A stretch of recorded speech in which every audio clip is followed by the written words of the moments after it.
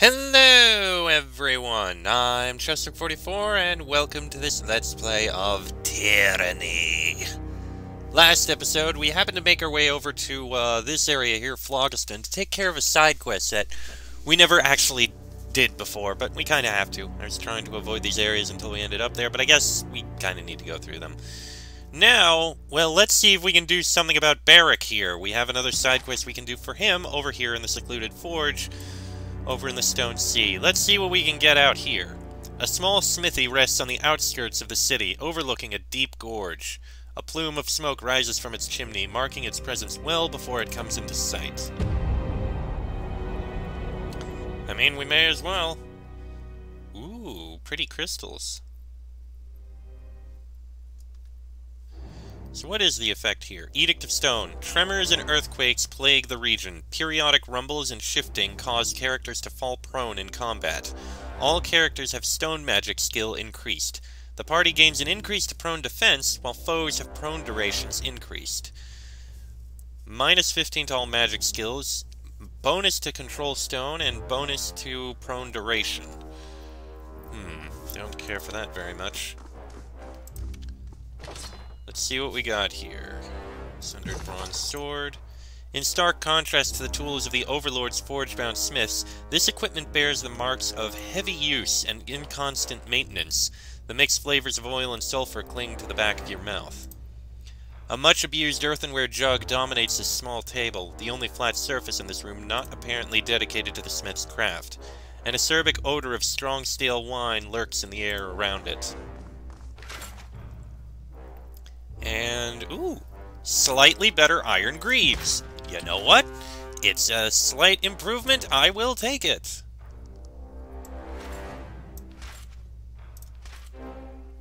Because they're purple instead of blue. Sure.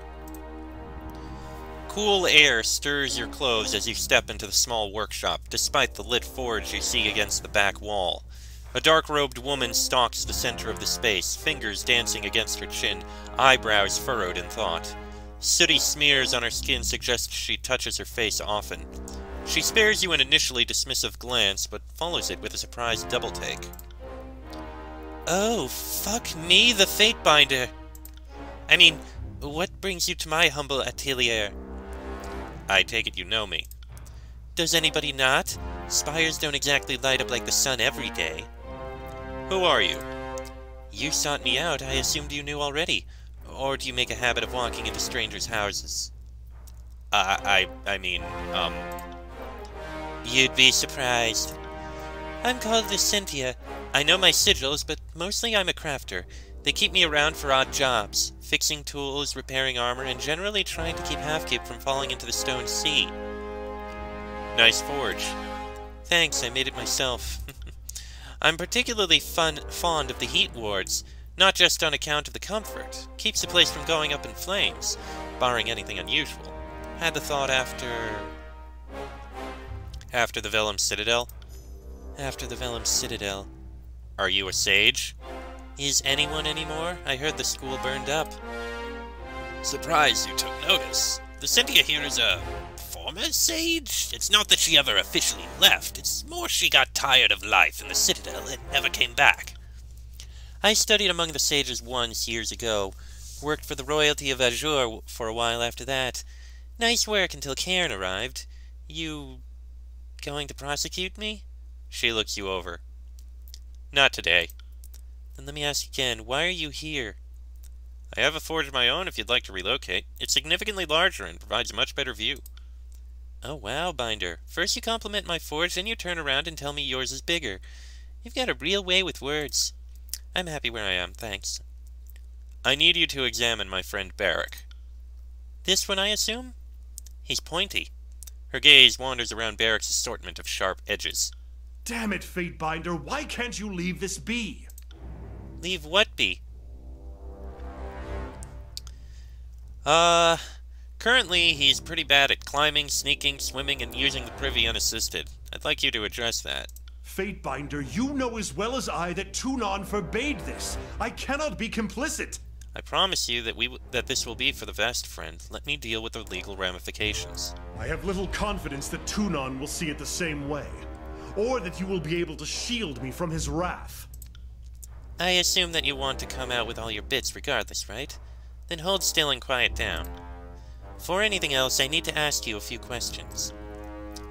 What manner of questions? Understand that there may be things we can't tell you.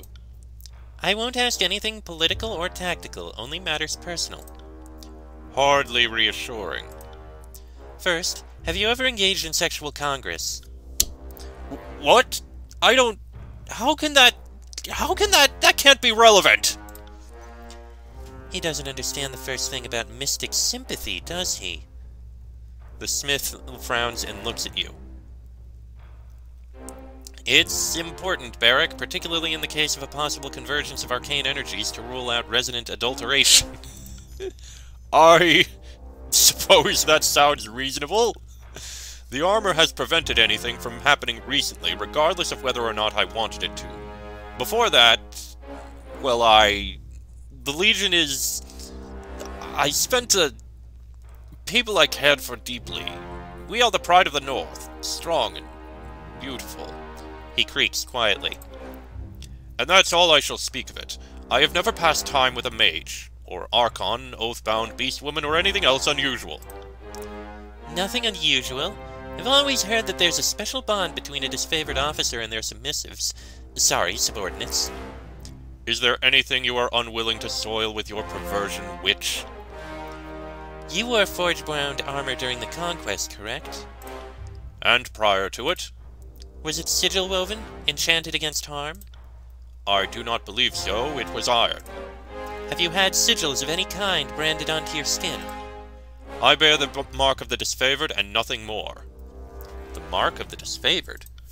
The general's sigil, or rather what of it the Overlord's decree allows. Many members of the Legion scar themselves with it, binding their loyalty into their flesh and blood. It marks us family. I've heard it said that Graven Ash protects. The sages had no direct knowledge of the Archon of War's abilities, but there were many, many theories. I don't suppose you can provide any concrete information. You ask me to reveal the great general's secrets. To a mage? That is too much.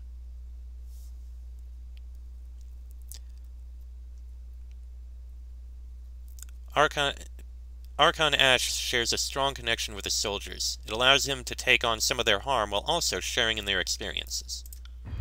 Fatebinder! His gasp contains anger and disbelief in equal measure. And you do not need repairs or maintenance on the armor, I presume. Aside from oiling it and filing down the pointier bits, no. Wait, how did you know that? Metal grinds quietly. The smith stares at Barik in thoughtful silence before retrieving from the forge a long bar of iron, its end glowing red from the heat. She holds it out to you. What am I supposed to do with this? Take it to start with. What comes next, he's going to want a friend doing it. Take it. Next, you'll want to stick that into him, through his armor. It's going to hurt regardless, but I suspect quicker would be better. She leans toward you, lowering her voice. Are you insane? Perhaps a little. Comes with having most everyone and everything you know wiped from the face of Tyranny with a few magic words from a distant tyrant. She shakes her head. But no, I'm not without reason. I can't. Suit yourself. She turns from you, lowers the heated iron, and with a shockingly fast thrust drives it into Barik's side. Are you insane? Howling in agony, Barik staggers backwards, grasping at his side. The smell of burned flesh hits your nostrils a moment later. Reaching down, Licentia grabs the iron rod and tugs it from Barik's side, eliciting another scream of pain. She takes a step back as his gauntlet swings out in a wild attempt to backhand her. Fucking shit on an ill-starred beast, mother of asses! What in the general's name, woman? Was that necessary? Of course it was not fucking necessary! I did not ask for this! Barik roars, his armor ringing like a gong as he slams one gauntleted fist into the other. Amazing. The smith holds up the sizzling metal prod, drawing a sigil in the air with her free hand. Examine the wound. You bend too close to the wound, but Barik's hand is clamped over this hole in his side, obscuring your view. I need to see the injury, Barik.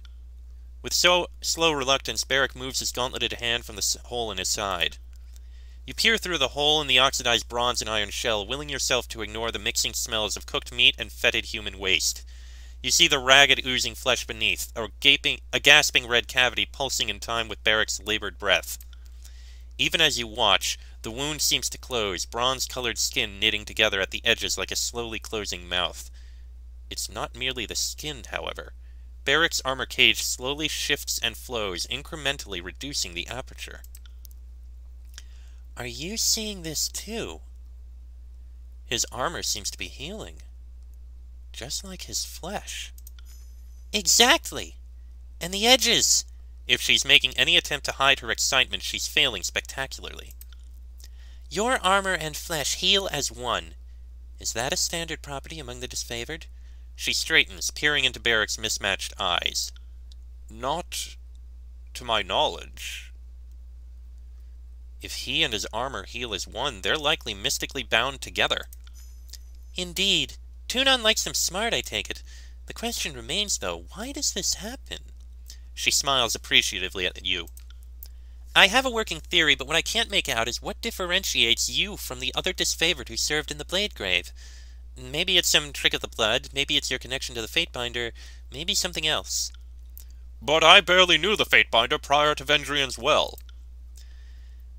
There's a lot we don't understand about how the world works. Kyrus' strictures against literacy and inquiry don't exactly help. Choose your words carefully, Smith. Apologies, Fatebinder. Before I can suggest a solution, I'll need a sample of alloyed iron and bronze from the site of your entrampment. About this much will do. She holds her open palms about 6 inches apart. We'll get you the sample. Then I await your return. She turns from you, peering thoughtfully into her slack tub and the iron rod within. Okay. So that's been looked at. Travel to Sentinel Stand outskirts. Yeah, we'll do that. And we now have this. Blade Grave's Grasp. Combo ability. A powerful attack that traps nearby enemies in twisted spires of rock, petrifying them for a short time. Treated Barik without empathy. I tried! Okay, so we need to go down to Sentinel Stand outskirts. The outer wall of Sentinel Stand blocks the inner keep from view. The focus of Kyrus' edict, sorcerous storms have twisted these lands beyond recognition. Or would have, except we got rid of that. Oh, a thick wreath of smoke is visible from the road, coiling into the sky from beyond a charred hill. A few discordant cries break the stillness of air for a brief moment. You follow the ashen trail to its source and spot a crowd of villagers surrounding the smoldering remains of a burnt house, somber and grave. Oh dear. Confront the group and demand an explanation. The smell of burnt flesh assails you as you approach. A haggard-looking woman notices you and gasps, gathering up her soot-covered skirt in her hands as if ready to flee. You see a dozen other men and women with her, face gaunt, skin cracked, and dusty from ash. I just need to read this for a second. Okay. You demand an explanation, and the woman admits that the village gave shelter to 4 sages, a decision that she considered foolhardy. Fearing reprisal from chorus patrols or disfavored scouts, she barricaded the house's only door and set fire to the building while they slept. The group isn't of one mind. Some remain quiet, while others call her a murderer. The argument intensifies momentarily before you let out a shrill whistle to silence them. The villagers turn to regard you, their fates in your hands. Thank the woman for her service and spare her some rings. Execute the woman for illegally destroying potential war assets. Promise the village protection from chorus forces, or torch the entire village for being complicit in these murders.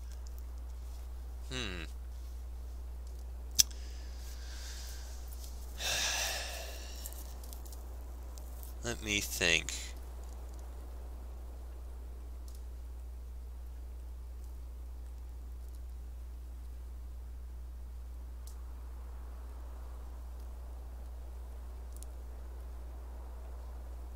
Promise the village protection from chorus forces.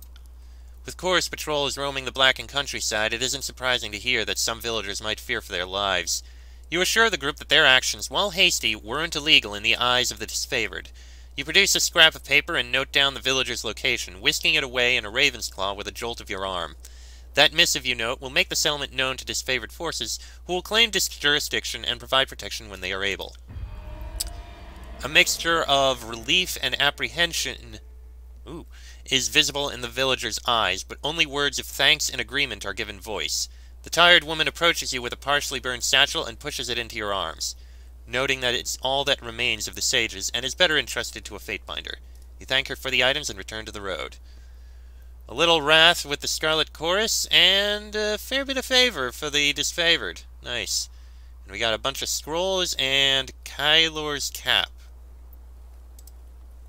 with an extra available spell slot. I like that. I am definitely going to give that to one of our companions. Probably the healer.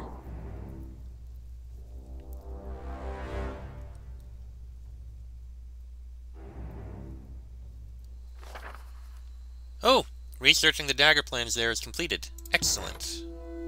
Definitely be going back there to do that. First things first. You get Scholar, that would actually be an improvement, but you have Balancing Act. No, we're giving this to you. Definitely. And you... What's Balancing Act again? Extra damage while health above 75. Well, you know what? What I can try and do is improve that. Yeah, that sounds like a good idea. Anyway, let's see what we can find out here. Iron Sabatons. Yeah, that's something. Excuse me again. It is nice and peaceful out here without the constant winds.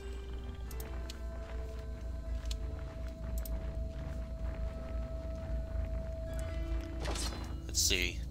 Bronze throwing dagger. Don't care much about that.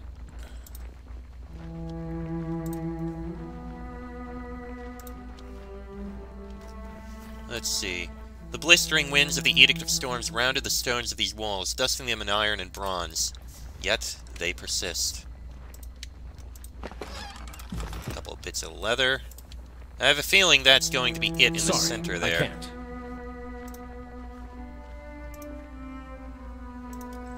Seems the most likely place.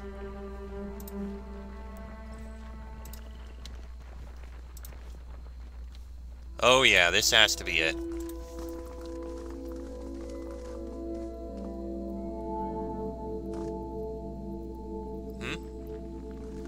Oh my. That's quite a few. Crimson flashes around the torn terrain of the Blade Grave as a gang emerges from the landscape around you. There are hardened men and women with well-weathered skin and narrow eyes, their piecemeal leather armor graced with notes of bronze. Fatebinder, so nice of you to finally show up. A woman steps forward, grinning at you with small, uneven teeth and wrapped tightly in the fur and leathers of a blood chanter.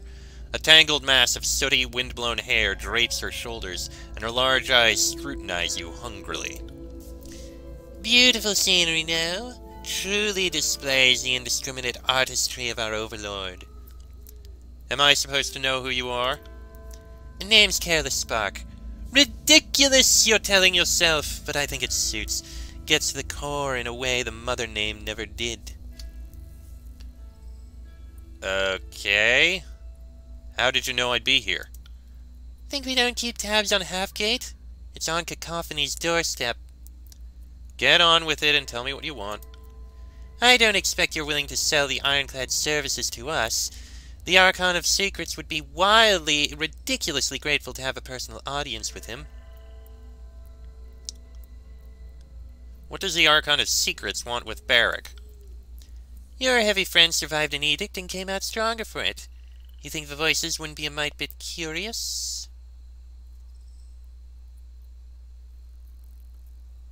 For the voices of Narat knows I'm allied with a Graven Ash. He sent you on a fool's errand.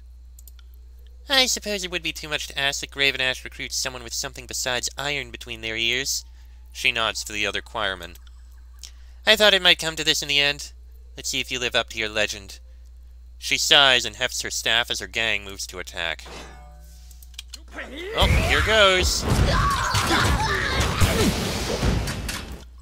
Okay, you, if you don't mind, how about a casting of that?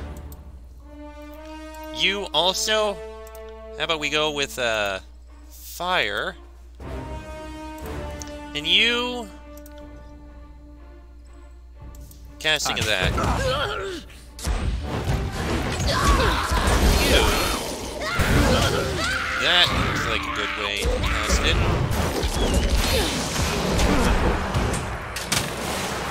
Wait, I did that? Oh, she's in trouble. That which doesn't kill me. Oh, that's not good. She's dead. On the plus side, we are making a lot of progress here. Take that! And the good news is she's back. On your knees, worm! So are we supposed to know who this careless spark person is or not? I'm not entirely useless. Oh, perfect. Why can't I hit anything? This weapon is entirely worthless. I'll be with you in a moment. Time to change weapons. Almost. Just gotta finish him off.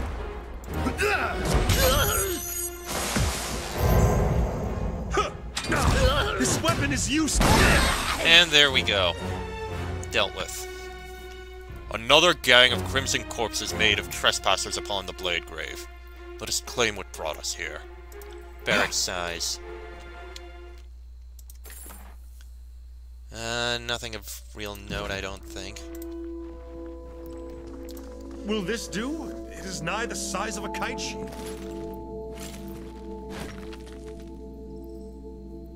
You have your rock. Let us leave this place. Something bothering you, Barik? I have repeatedly asked you to leave this be, yet you persist. Do you think that you act in my interest? Do you think you know better than I where my interest lies? Barik, I just want to help. Why are you so resistant to it? There was no ambiguity in the Archon of Justice's ruling. More ambiguity than you might think. The flexibility of the law is in the details. I may never understand you clerks of the court, saying one thing and plotting another, all in the name of justice. Peering at the ground for several seconds, Barik says nothing, and then turns his attention back to you. This place haunts me, Fatebinder. These walls, these lands, they were hard once, but they possessed an austere beauty. The general saw them for what they were. Lands well worth fighting for. The winds that day, they swept everything aside. They tumbled tearsmen and livestock like children's playthings. The dust choked our mouths and eyes. Trees appeared as if by magic, only to be smashed into splinters against stones. And those splinters cut like knives. Go on. We were no fools. We knew what had fallen upon us, and we took cover as best our iron shields and the general's protection allowed. Yet the wind tore us away, one by one. Some silent, some screaming. Now only I remain. In this state. His gauntlet rings against his breast, cutting off any possible response. Take the metal to your smith, or do not. There's nothing further to be said. Let us leave.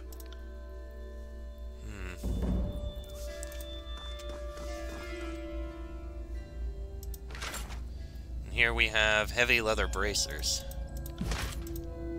In the early days of the Edict of Storms, colossal twisting columns of wind sometimes descended from the clouds to scar the land. One such vortex touched down here, remaining long enough to twist the stone into tall, vicious spines. We'll take it back. Whether we free him or not will be determined by other things. We'll see what happens.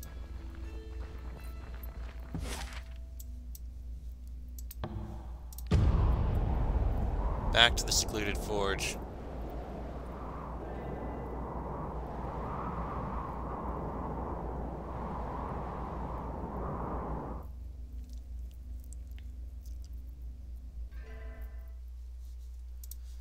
Let's see what happens here.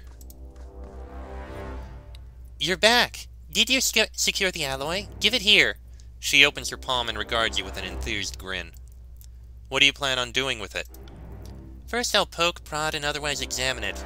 What comes after that depends on what I find after the poking and prodding. Here. Oh, fantastic. She accepts the alloy and places it on her anvil. Mumbling, she traces her fingers in the air, forming a series of sigils. With rapt attention, Barik watches the smith move about the sample, examining it from several angles. He says nothing, though when the faceplate on his helm shifts towards you, there's accusation in his eyes. A few other thoughtful sounds follow as she continues her examination. A revealing cantrip and some aimless grunting? Oh, come on, I could have managed this. This will do. This will most certainly do.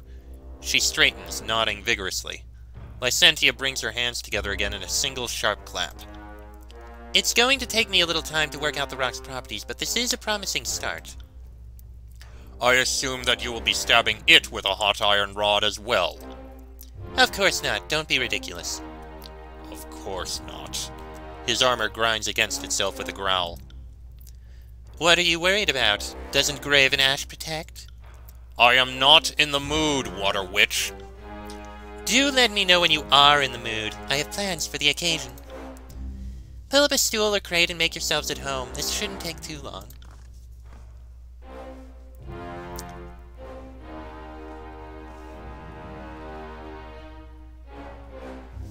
A few hours pass as Lycentia bombards the sample from the blade grave with a combination of hammering and spellwork. She heats it, submerges it in water, shapes it, reads it in lightning, and causes it to levitate in the air. Eventually she pauses, studying the metal and tapping her chin. Find anything? I'd sure as stones say I did. The alloy absorbs and retains mystical energy, specifically in the form of magical effects. In theory, a weapon crafted of it could retain its enchantment for decades at least, maybe longer. What does this mean for Barik? It means your curiosity is sated. It means we can continue our true mission and forget this heretical quest. Stand down, soldier. He straightens, folding his spined arms over his jagged chest. Sir? Unfortunately, separating Barik from his armor may not be as easy as one imagines. Perhaps if I'd gotten to him immediately after the edict. As is, Barik is as alloyed with his armor as the iron is with the bronze. She gestures toward the sample. Simply put, Ash's ability to shield his soldiers has spread to the armor, likely due to the edict's power. Each wound taken by soldier and armor are one, and they heal as one, with flesh and metal fusing together. She intertwines her fingers. So long as Barik remains under the Archon of War's power, he remains in the armor. The longer he remains in his armor, the more it will become an inextricable part of him. That's not encouraging. No, I'd imagine not. At least you have answers? Is there no other way? An alternative? I'll continue studying the alloy. If I find anything, I'll send word to your spire. She drums her chin with 3 sooty fingers, frowning. You could always visit. We have a teleporter. It's not like you have to climb the whole thing. I'll pass, thanks. High spaces have never agreed with my... everything. She passes an open palm over her belly. Short of the death of the graven Ash, or him rescinding his patronage over Barik, I see no way to free Barik from the Archon's power. Neither is an acceptable solution. This shell, onerous though it may be, protects me and serves you. Without the great general or the disfavored, I have no purpose. Thank you, Lycentia. Please keep searching for a better way. My pleasure, Fatebinder. If I uncover anything of value, I'll dispatch a bird immediately. Now let us speak with Barik. I was better off not knowing, Fatebinder. Well, now you know. Oh, that the Archon's protection, the very thing to which I owe my life, keeps me imprisoned in this shell. He shakes his head violently, throwing sparks where his helm meets his cuirass. Ignorance of how deeply cursed I am was the only blessing remaining me. I'm sorry, Barik. I'll keep seeking an alternative way to set you free. I appreciate the sentiment, Fatebinder. But truly, pursuing this further is folly. Truly, Fatebinder. While we may not always agree, I consider you more than a comrade in arms. Which is why I hope you abandon this foolish obsession with removing my armor. No choice exists here. This armor remains my cage, as Kairos willed. I can accept that. I hope that you can too. Very well, Barik. And truthfully, I suppose this seems a fair way to end it. As I said once before, when the decree was originally made, what I would have originally said was, as long as you serve the disfavored and serve within this campaign as a soldier, you are to remain within. But as soon as the campaign and your term as a soldier ends, you may be freed from your cage. That was what I had decided, and it seems, from what I see here, that would be how it would be. Once he ends his term in this campaign, or ends his term as a soldier, no longer would he be protected under Graven Ash, and no longer would he require that armor. Thus, he would be allowed to go free. Of course, working under Graven Ash and Kairos, he would likely die in battle, so that is probably never going to happen, and he's probably going to die in that iron cage. But it was what I would have said, and what I would have ruled originally. It's nice to see that, despite the ruling, that is how it is. So, thus it is, thus it shall be. Tied together. Ah yes, that one. Well, next episode we are going to return back to that other area that we happened to go, and take a look inside, and yeah, take a look in, what was the place again? Oh yeah, the Bastard's Wound. Because we do need to turn in a couple quests there. But that'll be in the next episode. So until then, I'm Chester44. That is Jason Pendragon, Barik, Lantry, and Ebb. This has been a Let's Play of Tyranny! And I shall see you all next time.